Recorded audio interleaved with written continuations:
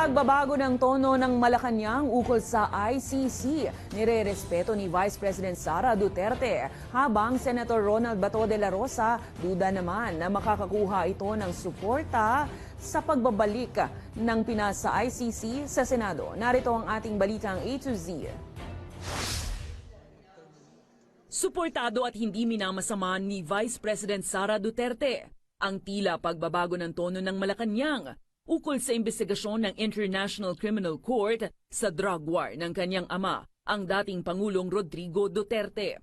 Kung dati ay insulto ang turing ng Marcos Jr. government sa ICC, nitong Biyernes lang sinabi mismo ng presidente na bukas itong pag-aralan ang muling pagbabalik ng Pilipinas sa ICC. We all should respect the position of the president being the chief architect of foreign policy. So yun po lahat na dapat na posisyon nating lahat. Hindi naman masagot ni VP Sara ang pagbabago ng posisyon ng palasyo. You need to ask the president on this matter. We will continue to reach out to the Department of Justice regarding our position on this matter, and we will lay down the legal basis of our position with the DOJ.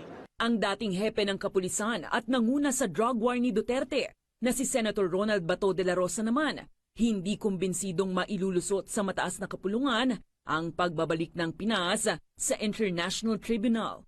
May kanya-kanya desisyon yan, pero dadaan pa nga sa proseso yan. Ay, hindi ako sigurado kung makalusot yan, just in case the President so decides to rejoin. Habang duda rin si De La Rosa sa inihaing resolusyon sa Kamara na pakikipagtulungan sa ICC. At the timing is very questionable. Bakit ngayon pa lang naglabasan yung mga resolution na yan kung kailan merong gusot between the Vice President and the Speaker of the House. So naglabasan niya ngayon. And do you think if their concern is really very genuine? 2018 nang bawiin ni former President Duterte ang pagiging kaanib ng Pilipinas sa The Hague sa harap ng plano ng tribunal na imbestigahan ang libo-libong namatay sa kamay ng mga pulis sa gitna ng madugong war on drugs.